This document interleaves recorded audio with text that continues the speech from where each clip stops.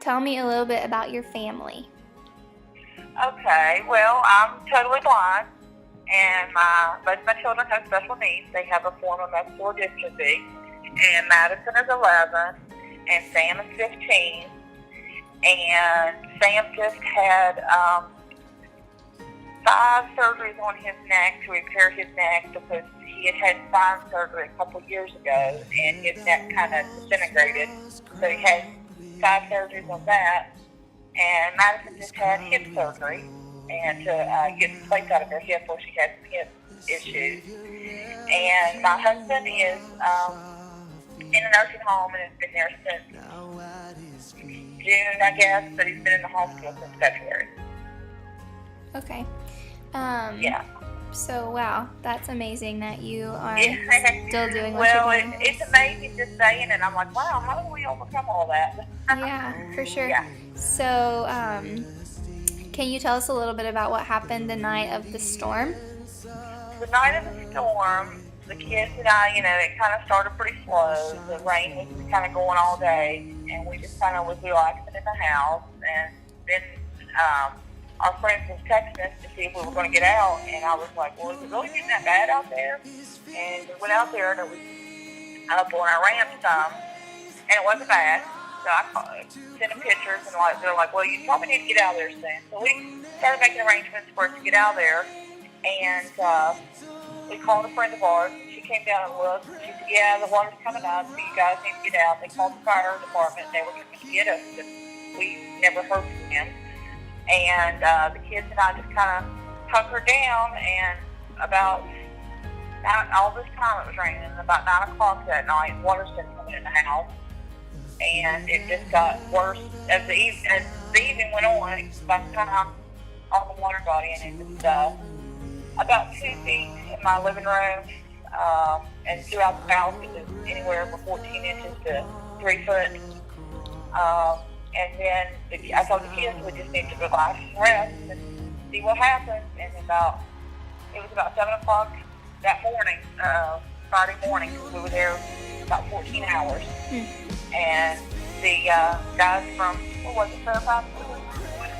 Buena Vista, Virginia, came and rescued us in a lifeboat, a raft, and got the kids in, got the animals, my 4 dogs in, and rescued us, and we went across the top of the tree where the creek was, and went to a safe zone. Wow. And yeah, it was pretty amazing, and for me, I mean, the most amazing thing is that, I was able to stay calm, and I think it's just the grace of God staying with me, honestly, because I don't think I could have done it any other way. Yeah. It was pretty scary, but... So didn't it get like you guys had, or someone had called the local fire department or the local police department to try to get you guys? You would believe how many people were calling. Allie and Nora, friends of ours, they thought about taking the kids and getting out. They didn't know how much of the water was coming out. Right. And how fast it was going to be. And I had a little bit of cell service left, and I called a friend of mine, and I said, should we leave? How bad is it? And they told me no, stay right where we're at. So I did. Wow. And I think Allie had told me your daughter, where she had just had surgery, she had an open wound, right? Yes, yeah. She just had his plates removed out of her hip, so she had one that got some water. So we had to, once we got safe and everything and got to the shelter and they took us there, we had to take her to the hospital and make sure she was okay, and she was fine. And everything's okay with that? Yeah. She's actually going to her regular physician tomorrow. She's already been to her regular pediatrician to make sure, because I wanted to make sure somebody that knew her to check her out. And then tomorrow we're going to make her regular doctor just for the regular surgery checkup to make sure everything's okay. Good, that's great. Okay, just 2 more questions. What did you lose? Everything. Everything. I got a couple of, if you call everything I lost. Yeah. I got a couple of mentos, and that was about it. Okay, so what are your long-term needs? I know you said that FEMA, or someone had told me that FEMA was saying that it was cosmetic, like the... Yes. So what does that mean? That just basically means what you can see has been damaged, but everything else under the surface and stuff, they're saying, what's telling me is it exactly rebuild the whole place. But I'm not doing it. You saw what's going to shape it within. Right. Yeah. Were you able to appeal that, or is that a possibility? I'm not sure yet about that because we did get approved for some, but I don't know because the appeal process is so long. Right. And I need a place to live. Right. Yeah. Yeah. So I don't know. Okay. And we're with it being a trailer and with it depreciating in value. Yeah. I'm not so sure what I will get out of it. Okay. So what are your long-term needs?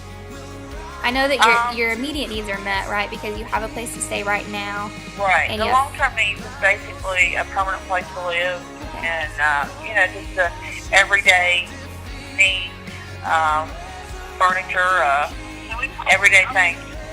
Okay. Stay here.